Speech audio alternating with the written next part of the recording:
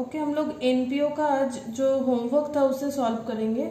First जो था illustration 5, वहाँ पर एक इनकम एक्सपेंडिचर अकाउंट दिया हुआ है youth club for the year 2016, ठीक है। और नीचे कुछ एडजस्टमेंट दिए हुए हैं सब्सक्रिप्शन रिगार्डिंग। उसके नीचे सैलरी का कुछ एडजस्टमेंट है, ठीक है। जनरल एक्सपेंस का है, ऑडिट का है, और इसके अलावा क्लब के बारे में कुछ बोला हुआ है। और हम लोग को बोला है प्रिपेयर करना हम लोग को रिसिप्ट पेमेंट अकाउंट और बैलेंस शीट, ठीक है। तो हम लोग जो भी इसके आगे क्लास में जो भी किए उसमें हम लोग को क्या करना है, उसमें हम लोग किए थे रिसिप्ट पेमेंट अकाउंट से इनकम एक्सपेंडिचर। अब हम लोग को करना है इनकम एक्सपेंडिचर से रिसिप्ट और पेमेंट अकाउंट। तो हम लोग किस तरह से करेंगे, तो पहले हम लोग स्ट्रक्चर बना लेंगे। जो देखो मैंने क्या लिखा है, the youth club receipt and payment account for the year ended 31 दिसंबर 2016। एक चीज याद रखो, हमेशा receipt payment account just cash book की तरह होगा, या रिसिप्ट पेमेंट की जगह अगर कैश बुक लिखा हुआ रहता है तो कैश अकाउंट डेबिट होगा कैश आने पे, और कैश अकाउंट क्रेडिट होगा कैश जाने पे। तो अगर हम लोग पेमेंट साइड से स्टार्ट करते हैं, देखो पेमेंट साइड अगर हम लोग को पहले लिखना है, हम लोग कोई भी साइड लिख सकते हैं, लेकिन अगर हम लोग को पेमेंट साइड पहले लिखना है तो हम लोग को इनकम एक्सपेंडिचर का कौन सा साइड देखना चाहिए, एक्सपेंडिचर साइड देखना चाहिए, ठीक है। और हम लोग अगर रिसिप्ट साइड से स्टार्ट करेंगे तो वहां पर हम लोग को सबसे पहले ओपनिंग कैश बैलेंस लिखना पड़ेगा, और पेमेंट साइड क्लोज होगा क्लोजिंग कैश बैलेंस, ठीक है। अब हम लोग को देखना है कि ओपनिंग कैश बैलेंस है कि नहीं। अगर हम लोग रिसिप्ट साइड से स्टार्ट करते हैं और अगर हम लोग पेमेंट साइड से स्टार्ट करेंगे तो हम लोग क्लोजिंग चेक करेंगे। तो हम यहाँ पर तुम लोग को पेमेंट साइड से स्टार्ट करके दिखाते हैं। तो पहले देखो यहाँ एक्सपेंडिचर में है सैलरीज, तो मैंने क्या लिख दिया है, बाय सैलरीज। अब हम लोग को ये देखना चाहिए कि सैलरी रिलेटेड कोई एडजस्टमेंट है कि नहीं। एडजस्टमेंट है, देखो लिखा हुआ है सब्सक्रिप्शन के नीचे salaries outstanding at the beginning and at the end of 2016 were 400 and 450, ठीक है। अब ये एडजस्टमेंट कैसे करना है, सबसे पहले देखो ये तो मैंने यहाँ लिखा ही है, देखो लेस आउटस्टैंडिंग फॉर 2016 450 और एड आउटस्टैंडिंग फॉर 2015 400, लेकिन ऐसे कुछ समझ में नहीं आएगा। अब अच्छी तरह से समझने के लिए हम लोग को क्या करना चाहिए, तो देखो मैंने क्या किया है यहाँ पर, देखो मैंने एक वर्किंग नोट बनाया है रिगार्डिंग सैलरीज, ठीक है। तो सैलरी यहाँ पर जो एडजस्टमेंट था उसमें लिखा हुआ था 2016 के बिगिनिंग में जो बाकी है वो 400 है, और जो एंड में बाकी है वो है 450, ठीक है। तो सैलरी जो है, सैलरी हम लोग का क्या होता है, लाइबिलिटी होता है, ठीक है। तो लाइबिलिटी हम लोग का क्या होगा, अगर बाकी है तो वो क्या हो जाएगा, आउटस्टैंडिंग है, क्योंकि सैलरी लाइबिलिटी होता है, सॉरी सैलरी हम लोग पे करते हैं, वो टाइम पे नहीं पे करेंगे तो वो लाइबिलिटी हो जाएगा। तो देखो यहाँ दिया हुआ salary outstanding at the beginning and at the end of 2016 were 400 and 450 दिया हुआ है, ठीक है। तो देखो सैलरी आउटस्टैंडिंग जो है बिगिनिंग यानी पिछले साल का हम लोगों ने पे नहीं किया, वो है अमाउंट 400, ठीक है। यहाँ मैंने थोड़ा गलत लिखा था 400, और यहाँ पर देखो जो हम लोग का क्लोजिंग में है वो 450 है। और जो इनकम एक्सपेंडिचर अकाउंट है वहां पर लिखा हुआ है 2 सैलरीज, तो उसका क्रॉस पोस्टिंग क्या हो जाएगा, बाय इनकम एंड एक्सपेंडिचर 4750। तो 4750 प्लस 400 टोटल हो जाएगा 5150, ठीक है। और यहाँ पर भी हो जाएगा 5150 माइनस 450, तो हम लोग का आंसर कितना आ जाएगा 4700 कैश। तो कैश मतलब रिसिप्ट पेमेंट, तो बाई क्या हो जाएगा, सैलरी। कैश पे करेंगे तो बाई हो गया सैलरी। अब इसका मतलब भी समझ लो, इसका मतलब ये होता है इनकम एक्सपेंडिचर में जो डेटा दिया हुआ है वो सिर्फ 2016 को रिलेट करता है, ठीक है, चाहे वो पेएबल हो चाहे वो पेड हो, ठीक है। अब लेकिन हम लोग को ये बताया गया है कि 2016 में हम लोगों ने 450 नहीं पे किया है, तो 4750 में से अगर 450 पे नहीं किया तो कितना पे किया है, 4300, और प्रीवियस ईयर का बाकी था 400 जो अभी और बाकी नहीं है, ऐसा नहीं बोला, इसका मतलब पेड है, तो कितना हो जाएगा 4700। तो हम लोग इसे रिसिप्ट पेमेंट अकाउंट में क्या लिखेंगे, बाय सैलरी बोल के 4700। तो मैंने वही लिखा है बाय सैलरी 4700। तुम लोग चाहो तो लेजर बना के वर्किंग नोट डाल के लिख सकते हो, या फिर मैंने यहाँ पर डायरेक्ट जैसे लिखा है उसमें ये कंसेप्ट लगा है, अगर हम लोगों ने 4750 हम लोग का 2016 का रिलेटेड है और हम लोगों ने 450 पे नहीं किया है, तो कितना पे किया है, 4750 लेस करना है 450, और 400 जो पिछले साल का बाकी था वो पे किया है। ये पे किया इसीलिए पता चल रहा है क्योंकि ये आउटस्टैंडिंग है, ऐसा कहीं और नहीं बोला हुआ है, इसका मतलब ये पेड हो गया है। तो हम लोगों ने कितना पे किया है, 4700 यानी 4700।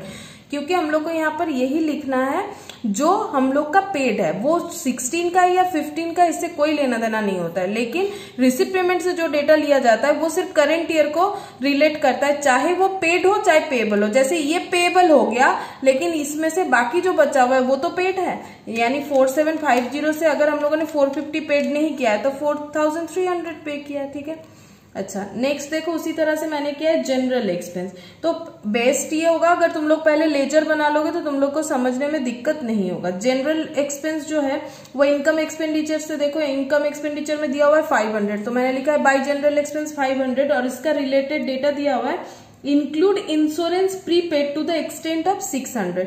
प्रीपेड मतलब 2017 का, तो 2017 का प्रीपेड किया हुआ है 60 रुपीज। तो ये हम लोग क्या करेंगे, ऐड, क्योंकि प्रीपेड हो या फिर आउटस्टैंड, प्रीपेड अगर है, पेड तो हुआ है ना, पैसा अगर आउटफ्लो हुआ है तो हम लोग उसे क्या करेंगे, ऐड करेंगे, यानी हम लोगों ने टोटल कितना पे किया है 560। अब इसका कंसेप्ट देख लो थ्रू लेजर से। देखो क्या है, जनरल एक्सपेंस लिखा है मैंने, ठीक है। General expense by income expenditure, income expenditure account से क्रॉस पोस्टिंग हो गया 500, और हम लोगों का कितना प्रीपेड जो है, प्रीपेड हमेशा एसेट होता है, क्लोजिंग एसेट यहाँ पर होगा, ठीक है, ओपनिंग एसेट यहाँ होता है, क्लोजिंग एसेट यहाँ पर होगा, बाय बैलेंस शीट 560, यानी टू कैश कितना हो गया 560, हम लोगों ने कितना पे किया है 560। नेक्स्ट देखो क्या है, ऑडिट फीस। ऑडिट फीस के बारे में क्या बोला है, देखो ऑडिट फीस के बारे में बोला है कि audit fee for 2016 is as yet unpaid, यानी 2016 का पूरा ही अनपेड है, ठीक है। तो 2016 का अनपेड है, यानी हम लोगों ने कुछ भी नहीं पे किया होगा। ऑडिट फीस जो 2016 का कितना शो कर रहा है, इनकम एक्सपेंडिचर में 250, तो पूरा ही नहीं पे किए तो वो लेस हो जाएगा 250, और तो क्या कुछ पे किया देखते हैं। During 2016 audit fee for 15 was paid amount 200, और 200 हम लोगों ने पे किया है 2016 में, लेकिन जो रिलेटेड टू 2015 था, यानी हम लोग का कैश आउटफ्लो कितना हुआ है ओवरऑल 200, तो यहाँ 200 आ गया। अब यहाँ लेजर से देखो, ऑडिट फीस 2015 का कितना बाकी था 200, ठीक है, 2016 का पूरा बाकी कितना है 250, इनकम एक्सपेंडिचर से क्रॉस पोस्टिंग कितना हुआ 250, तो 450 हो गया 450, और यहाँ पर बैलेंस करके आ गया 200। इसका मतलब ये है पिछले साल का 200, ठीक है, इस साल का 250, टोटल हो गया 450, इस साल का पूरा ही 250 बाकी है, यानी हम लोगों ने कितना पे किया, सिर्फ पिछले साल का फुल पेमेंट किया है 200। लेकिन रिसिप्ट पेमेंट अकाउंट में ईयर से कोई मतलब नहीं है, कैश जितना आउटफ्लो होगा उतना ही दिखाना है, तो दैट इज 200। नेक्स्ट देखो, सेक्रेटरी ऑनरेरियम। तो सेक्रेटरी ऑनरेरियम है 1000, तो वो लिख दिया मैंने 1000, और इसमें कोई भी एडजस्टमेंट नहीं था। उसके बाद है स्टेशनरी प्रिंटिंग, नो एडजस्टमेंट 450, ठीक है। एनुअल डिनर एक्सपेंस कोई भी एडजस्टमेंट नहीं है 1500। Interest and bank charges, interest and bank charges 150, इसमें भी कोई एडजस्टमेंट नहीं है। फिर है डेप्रिशिएशन। तो डेप्रिशिएशन क्या होता है, डेप्रिशिएशन एक रेवेन्यू एक्सपेंडिचर होता है, और ये एसेट को मेंटेन करने के लिए किया जाता है। तो डेप्रिशिएशन एक नॉन कैश एक्सपेंस है, इसीलिए ये कैश बुक यानी रिसिप्ट पेमेंट अकाउंट में कभी नहीं आएगा। अब ये नॉन कैश क्यों होता है, क्योंकि डेप्रिशिएशन जो होता है खर्चा, ये हम लोग किसी को पे नहीं करते, ये सिर्फ हम लोग क्या कर सकते हैं, रिकॉर्ड कर सकते हैं, इसलिए ताकि हम लोग को एसेट का एग्जैक्ट वैल्यू पता चले। जब हम लोग को एसेट सेल करना हो, कोई भी एसेट अगर हम लोग 2 साल 5 साल रख रहे हैं, उसके बाद सेल कर रहे हैं, तो हम लोग को ऐसा ना लगे कि हम लोग जितना में खरीदे थे उतना में ही सेल कर पाएंगे, क्योंकि उसका क्या होता है, क्योंकि उसका डिटोरेशन हो जाता है। तो देखो एसेट को हम लोग को किस तरह से, यहाँ पर डेप्रिशिएशन को किस तरह से हम लोग ट्रीट करेंगे, यहाँ तो मैंने किया ही है, लेकिन उससे अच्छा है, देखो हम लोग पहले लेजर समझ लेते हैं। तो हम लोगों ने यहाँ एसेट जो था वो स्पोर्ट्स इक्विपमेंट पे डेप्रिशिएशन दिखाया था। तो स्पोर्ट्स इक्विपमेंट जो है हम लोग यहाँ देखते हैं, देखो यहाँ दिया हुआ है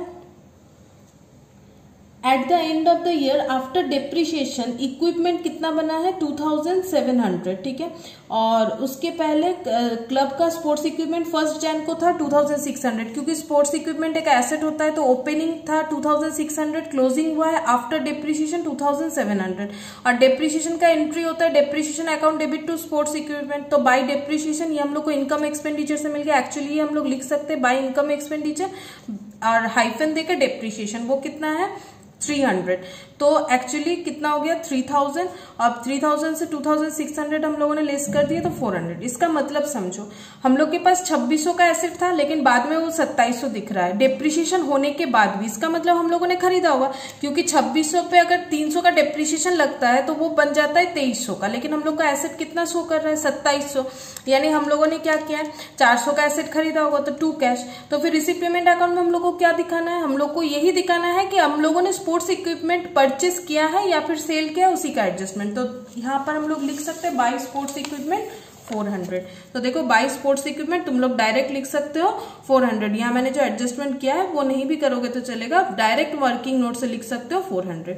और यहाँ पर क्वेश्चन में दिया हुआ है कैश जो है वो 1600 31 दिसंबर में ड्यू हुआ है, लास्ट है कैश इन हैंड तो 1600। ये सारा टोटल करके आएगा 10,560। अब हम लोग चलते हैं रिसिप्ट साइड में। तो रिसिप्ट साइड में हमेशा टू बैलेंस बीडी बोल के बैलेंसिंग फिगर हम लोगों को रख देना है। ये मैंने पहले सॉल्व कर लिया इसलिए ये शो कर रहा है, ये है नहीं, ठीक है। तो टू बैलेंस बीडी हम लोग रख देंगे, अगर कुछ आता है तो ठीक है, नहीं तो ब्लैंक छोड़ देंगे। अब हम लोग इनकम साइड में जाएंगे, पहले लिखेंगे टू सब्सक्रिप्शन, क्योंकि यहाँ मैंने लाइन बाय लाइन ही लिखा है, ठीक है। सब्सक्रिप्शन, उसके बाद entrance fees, contribution for annual dinner और एनुअल स्पोर्ट्स रिसिप्ट, जिसमें से देखो ना तो स्पोर्ट्स मीट जो है स्पोर्ट्स मीट रिसिप्ट, ठीक है, तो इसमें कोई भी एडजस्टमेंट नहीं था तो 750। कंट्रीब्यूशन फॉर एनुअल डिनर उसमें भी कोई एडजस्टमेंट नहीं था तो डायरेक्ट लिख दिया मैंने 1000। और ये जो एंट्रेंस फीस था इसमें भी कोई एडजस्टमेंट नहीं था तो 250। और सब्सक्रिप्शन में बहुत सारे एडजस्टमेंट है तो सब्सक्रिप्शन अकाउंट देखते हैं। यहाँ पर देखो बोला है कि आउटस्टैंडिंग, क्योंकि ये एसेट है इनकम है तो 600, और प्रीवियस ईयर में कुछ लाइबिलिटी भी था, एडवांस लिया गया था 450। इनकम एक्सपेंडिचर इधर पुट होगा, सब्सक्रिप्शन टू इनकम एक्सपेंडिचर 7500। और क्लोजिंग का एसेट और लाइबिलिटी दोनों ही बता दिया है। क्लोजिंग में हम लोगों ने एडवांस जो लेके रखा है वो है 270 और जो हम लोगों ने बाकी रखा है वो 750, तो बैलेंस करके आ जाएगा 7170। वही हम लोग को लिखना है वर्किंग नोट बोल के, बाय कैश आ जाएगा। तो टू सब्सक्रिप्शन लिख लिया हम लोगों ने 71,700, ठीक है। 71,070 70 से ये 10 होगा, ठीक है, 7170। तो टोटल करने पे ये इधर लिखना है हम लोग को 10,560। अब टोटल करके जब बैलेंस किया हम लोगों ने तो आ गया 7,500। तो ओपनिंग कैश बैलेंस हम लोगों को मिल गया।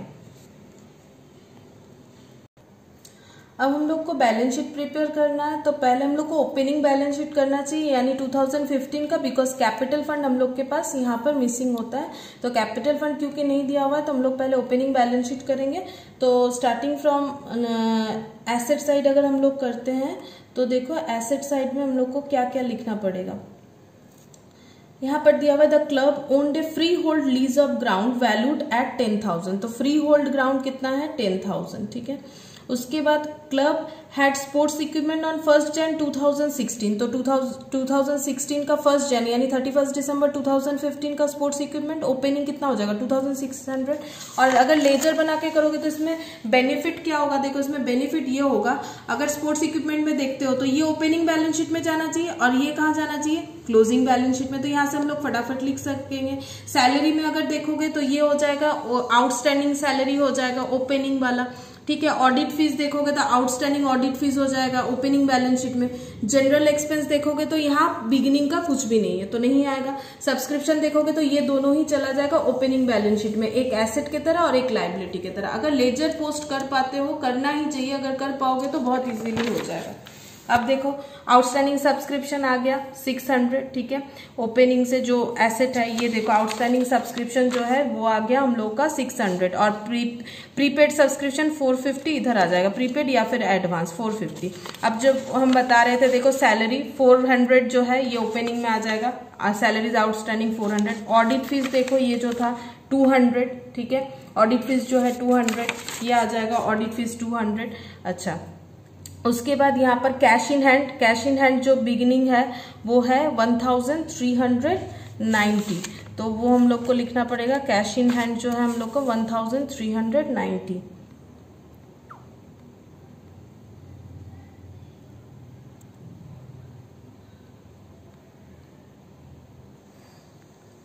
ओके तो एक थोड़ा मिस्टेक हो गया है यहाँ पर, बैलेंसिंग फिगर 1390 होना चाहिए, वो प्लस माइनस गलत हो गया, यहाँ होगा 1390। ठीक है, तो यही आ जाएगा हम लोगों का कैश इन हैंड 1319। तो एडवांस सब्सक्रिप्शन मैंने बता दिया कैसे लिखा है, salaries outstanding, outstanding audit fees.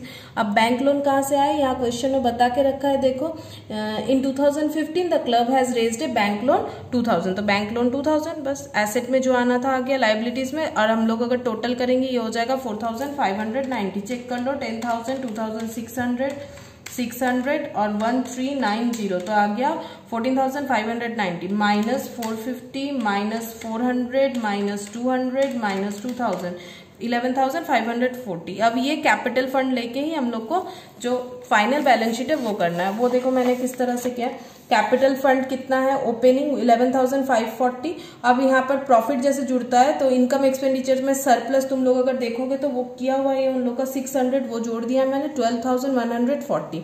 अच्छा, बैंक लोन का रीपे का कोई भी बात नहीं था, इसलिए बैंक लोन जो यहाँ पर था वो बैंक लोन इधर आ गया कंप्लीटली। अब सैलरी और सब्सक्रिप्शन ये सब देखो, अब ये क्लोजिंग वाला देखो, सब्सक्रिप्शन ये जो है ये एडवांस है, ये लाइबिलिटी में चला जाएगा 270 और ये चला जाएगा एसेट साइड में 750। देखो यहाँ आ गया 270 और यहाँ कितना आ गया 750। अब देखो जनरल एक्सपेंस में, जनरल एक्सपेंस कितना है आउटस्टैंडिंग 60, तो फिर देखो जनरल एक्सपेंस आउटस्टैंडिंग आ जाएगा 60।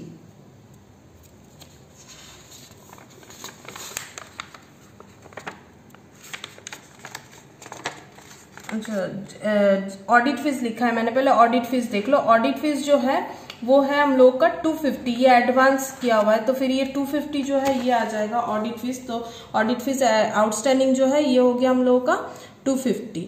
अच्छा, उसके बाद सैलरी आउटस्टैंडिंग है 450, हम लोग सैलरी देख लेते हैं। देखो सैलरी कितना आउटस्टैंडिंग है 450, तो सैलरी कितना आ जाएगा 450। बैंक लोन मैंने बता दिया, कैपिटल का एडजस्टमेंट हो गया। अब फ्री होल्ड प्रीमाइसेस जो है, फ्री होल्ड ग्राउंड जो यहाँ पर पिछले साल भी था उसमें कोई भी चेंजेस नहीं है तो वो यहाँ आ जाएगा।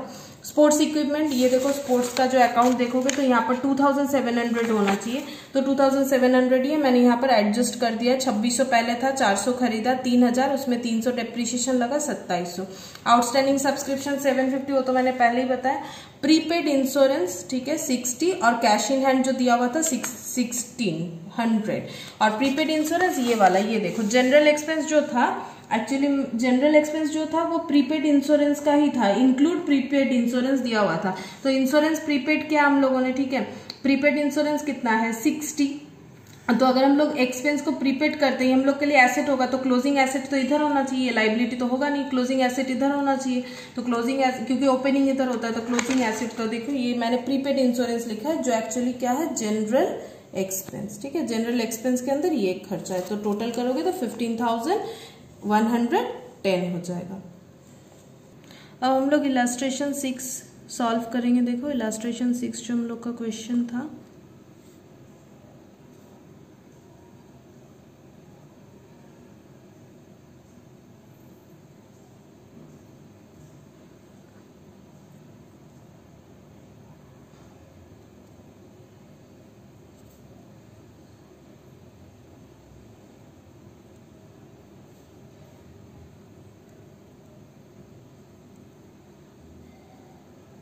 ओके। अब हम लोग इलास्ट्रेशन 6 करेंगे। उसमें देखो, उसमें भी हम लोग को इनकम एक्सपेंडिचर और एक बैलेंस शीट दिया हुआ है जो करेंट ईयर का दिया हुआ है, और हम लोग को नीचे कुछ एडजस्टमेंट दिया और हम लोग को प्रिपेयर करने बोला गया है receipt and payment account. Okay, हम लोग को प्रिपेयर करने बोला है रिसिप्ट एंड पेमेंट अकाउंट। तो हम लोग लास्ट क्वेश्चन के तरह ही पेमेंट साइड से स्टार्ट करते हैं। तो एक्सपेंडिचर हम लोग को देखना चाहिए। एक्सपेंडिचर में पहला एक्सपेंडिचर है अपकीप ऑफ ग्राउंड 10,000। अब हम लोग ये चेक करेंगे कि अपकीप ऑफ ग्राउंड के बारे में कोई हम लोग का एडजस्टमेंट तो नहीं है। फॉलोइंग एडजस्टमेंट पॉइंट 1 में है upkeep of ground 600, printing 240 relating to 14-15 were paid in 15-16, यानी पिछले साल 14-15 जो कि प्रीवियस ईयर है वो हम लोगों ने पे किया है 15-16 में। तो किस तरह से एडजस्टमेंट करेंगे, तो देखो यहाँ मैंने अकाउंट बनाया है अपकीप ऑफ ग्राउंड, ठीक है। अपकीप ऑफ ग्राउंड मैंने एक अकाउंट बनाया जहां पर देखो लाइबिलिटी पिछले साल का कितना है 600, तो बाई बैलेंस बीडी कितना हो जाएगा 600। इनकम एक्सपेंडिचर से क्रॉस पोस्टिंग करोगे तो बाई इनकम एक्सपेंडिचर 10,000, तो टोटल कितना हो गया 10,600। तो टू कैश कितना हो जाएगा बैलेंसिंग फिगर 10,600, यानी हम लोगों ने कितना कैश का आउटफ्लो किया है थ्रू अपकीप ऑफ ग्राउंड 10,600। तो हम लोग क्या लिखेंगे by upkeep of ground, receipt payment account नाम है यहाँ पर कैश बुक का, तो हो जाएगा बाई अपकीप ऑफ ग्राउंड 10,600। ऐसे ही तुम लोग कर सकते हो, यहाँ लेजर का जो वर्किंग नोट नंबर होगा वो लिख दोगे। नेक्स्ट देखते हैं क्या है प्रिंटिंग। प्रिंटिंग है 1000, लेकिन अभी हम लोगों ने अपकीप ऑफ ग्राउंड के साथ पढ़ा था, शायद प्रिंटिंग का भी कोई एडजस्टमेंट था, हाँ 240। तो प्रिंटिंग का अकाउंट भी देखो ये भी मैंने बनाया, 240 पिछले साल का बाकी था, इस साल का कितना है 1000, तो टोटल कितना 1240। तो फिर टू कैश कितना हो जाएगा 1240। तो प्रिंटिंग अकाउंट में हम लोग कितना मिला हम लोग को कैश 1240, हम लोग लिखेंगे कैश बुक में यानी रिसिप्ट पेमेंट अकाउंट में बाई प्रिंटिंग बोल के 1240। तो देखो क्या लिखा है मैंने बाई प्रिंटिंग 1240। नेक्स्ट कौन सा खर्चा दिया हुआ है, नेक्स्ट दिया हुआ है देखो सैलरी, बाई सैलरी। तो सैलरी पे कोई एडजस्टमेंट है कि नहीं हम लोग देख लेते हैं, नो एडजस्टमेंट, यानी सैलरी हम लोग डायरेक्ट लिख दिए। सैलरी कितना हो गया 11,000, कुछ भी आउटस्टैंडिंग नहीं है यानी फुल पेड है, ठीक है। अब फिर से आया डेप्रिसिएशन ऑन फर्नीचर। अब डेप्रिसिएशन तो लिख नहीं सकते, अभी मैंने बताया ये नॉन कैश होता है तो फिर कैश बुक में तो ये आएगा नहीं। अब इसका ट्रीटमेंट के लिए हम लोग को ये देखना पड़ेगा, डेप्रिसिएशन तो कुछ फिक्स्ड एसेट पे होगा, क्या वो फिक्स्ड एसेट का ओपनिंग या क्लोजिंग कुछ दिया हुआ है या फिर नहीं दिया हुआ है। हाँ एक दिया हुआ है करंट ईयर का जो 2016 का है, उसका फर्नीचर का वैल्यू दिया हुआ है 9,000। तो फर्नीचर अकाउंट देखो मैंने यहाँ बनाया, तो बाई डेप्रिसिएशन कितना हो जाएगा 1000, यानी बाई इनकम एक्सपेंडिचर हाइफन देके डेप्रिसिएशन लिख सकते हैं। जैसे पीएल में तुम लोग लिखते हो डेप्रिसिएशन को बाई डेप्रिसिएशन, वैसे ही पीएल की जगह इनकम एक्सपेंडिचर, तो by income expenditure depreciation 1000, closing balance है 9,000, यानी टोटल कितना हो गया 10,000।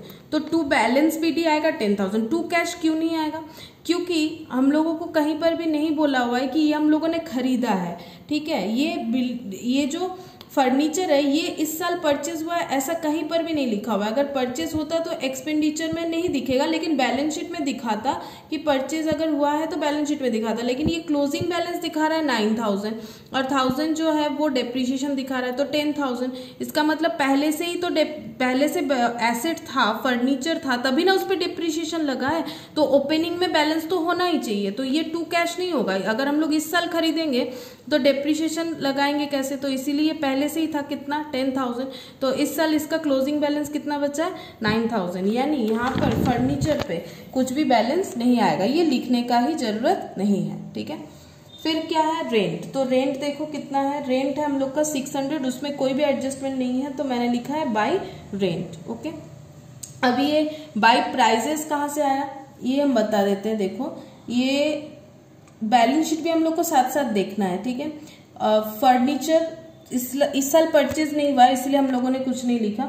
ग्राउंड्स एंड बिल्डिंग ये भी इस साल परचेज नहीं हुआ है, ऐसा कहीं पर भी नहीं लिखा हुआ। प्राइस फंड इन्वेस्टमेंट यानी हम लोगों ने इन्वेस्टमेंट खरीदा है वो है 20,000 का, और कैश इन हैंड है 2,300, तो ये इस साल का क्लोजिंग बैलेंस है। तो देखो बाई बैलेंस सीडी मैंने लिखा है 2,300।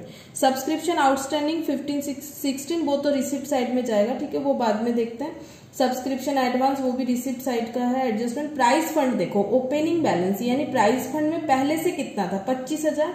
इंटरेस्ट यानी प्राइस फंड से हम लोगों को कितना इंटरेस्ट मिला, क्योंकि हम लोगों ने इन्वेस्ट किया है 20,000 का, तो उससे इंटरेस्ट मिला है 1000, तो प्राइस फंड बढ़ के कितना हो गया 26,000। लेकिन लिखा हुआ है लेस प्राइजेस 2,000, यानी हम लोगों ने वहां से प्राइस दे के कितना पैसा खर्चा किया है 2,000, तो फिर कितना कैश का आउटफ्लो हो गया है 2,000, तो हम लोगों ने क्या लिखा है बाई प्राइस 2,000, ठीक है। अब बाई बैलेंस सीडी 2,300 टोटल करके 27,740। अब हम लोग रिसिप्ट साइड में जाएंगे जहां पर टू बैलेंस बीडी हम लोग का बैलेंसिंग फिगर रहेगा, ठीक है। उसके बाद हम लोग सब्सक्रिप्शन लिखेंगे क्योंकि पहला डेटा यहाँ सब्सक्रिप्शन है। अब सब्सक्रिप्शन का अकाउंट बनाएंगे, तो सब्सक्रिप्शन में देखो पहले कितना लिखा हुआ है सब्सक्रिप्शन, यहाँ पर देखो टू बैलेंस बीडी हो जाएगा 800। एडजस्टमेंट देखो एडजस्टमेंट में है आउटस्टैंडिंग पिछले साल का 800 और एडवांस जो है सब्सक्रिप्शन आउटस्टैंडिंग 14, 15, 800 और 15, 16, 700 इस तरह से लिखा हुआ है, तो 800, 700 और एडवांस जो है वो पिछले साल का 200 और इस साल का 100 दिया हुआ है। इनकम एक्सपेंडिचर से सब्सक्रिप्शन हम लोग को मिला है 17,320 और जब हम लोगों ने बैलेंस किया तो बैलेंस करके भी आ गया वो 17,320, क्योंकि देखो दोनों साइड टोटल बराबर हो रहा है, 800 और 100 कितना होता है 900, 200 और 700 900, इसलिए यहाँ पर बैलेंस करके भी उतना ही आया 17,320। तो हम लोग क्या लिखेंगे, सब्सक्रिप्शन में 2 सब्सक्रिप्शन, रिसिप्ट पेमेंट अकाउंट में 2 सब्सक्रिप्शन 17,320, ठीक है। नेक्स्ट देखो क्या इनकम है, सेल ऑफ ओल्ड न्यूज़पेपर जो है 260, कोई भी एडजस्टमेंट नहीं था। लेक्चर से इनकम हुआ है 1500, ठीक है, विदाउट एनी एडजस्टमेंट था। एंट्रांस फीस, एंट्रांस फीस में कुछ एडजस्टमेंट था तो एंट्रांस फीस का मैंने लेजर बनाया है, देखो एंट्रेंस फीस जो है, एंट्रेंस फीस इनकम एक्सपेंडिचर से कितना आया 1300 और यहाँ पर देखो नीचे बोला है कि 1/2 of the entrance fees been capitalised by transfer to general fund. Entrance fees जितना आया है उसका आधा हम लोग को कैपिटलाइज्ड करना है, यानी कैपिटल ट्रीट करना है और ट्रांसफर कहाँ करना है, जनरल फंड में। अब बैलेंस शीट में देखो जनरल फंड में कितना ट्रांसफर हुआ एंट्रेंस फीस 1300। अब एंट्रेंस फीस अगर जनरल फंड में ट्रांसफर होगा तो एंट्री क्या होना चाहिए, क्योंकि जनरल फंड एक लाइबिलिटी है तो लाइबिलिटी ऑलवेज क्रेडिट होता है, तो टू जनरल फंड होगा और एंट्रेंस फीस जो है वो खत्म हो जा रहा है तो एंट्रेंस फीस क्या हो जाएगा, डेबिट। और entrance fees account debit, to क्या हो गया, जनरल फंड। जनरल फंड या फिर मैंने यहाँ पर एक्चुअली जनरल रिजर्व लिख दिया, जनरल फंड भी तुम लोग लिख सकते हो, इसे जनरल फंड कर दो। तो जनरल फंड कितना हो गया, जनरल फंड हो गया 1300, तो टोटल कितना हो गया 2600, यानी हम लोगों ने कितना रिसीव किया था 2600, तभी तो उसका आधा गया इनकम एक्सपेंडिचर में, आधा गया जनरल फंड में, तो 2600 चला गया। तो यहाँ पर हम लोग एंट्रेंस फीस में क्या लिखेंगे, रिसिप्ट पेमेंट अकाउंट में एंट्रेंस फीस में लिखेंगे 2 एंट्रेंस फीस 2600, तो देखो मैंने वही लिखा है 2 एंट्रेंस फीस 2600। अब नेक्स्ट है देखो मिसलेनियस इनकम, उसमें कोई एडजस्टमेंट नहीं था 400। अच्छा, डेफिसिट तो कभी यहाँ नहीं आएगा, वो तो इनकम एक्सपेंडिचर का पार्ट है। और प्राइस फंड से जो हम लोग को इंटरेस्ट मिला है 1000, वो हम लोग यहाँ पर रिसिप्ट साइड में दिखाएंगे क्योंकि वो कैश का इनफ्लो है। प्राइस फंड का जो हम लोग का इंटरेस्ट ऐड किया हुआ है 1000, वो यहाँ चला जाएगा to interest on price fund investment. अब ये सब प्राइस फंड इन लोगों ने कैपिटल फंड ट्रीट किया है, इसीलिए प्राइस फंड का इंटरेस्ट को इन लोगों ने इनकम एक्सपेंडिचर में नहीं शो किया है, ठीक है। लेकिन हम लोग का कैश इनफ्लो आउटफ्लो होगा तो हम लोग को दिखाना पड़ेगा। जैसे प्राइस हम लोगों ने दिया है तो 2000 का खर्चा, और प्राइस फंड को हम लोगों ने इन्वेस्ट किया है और इन्वेस्ट करके इंटरेस्ट कमाया है जो है 1000, तो वो भी हम लोग को दिखाना पड़ेगा। टोटल होने के बाद यहाँ एडजस्ट करने से बैलेंसिंग फिगर आ जाएगा कैश का ओपनिंग 4660।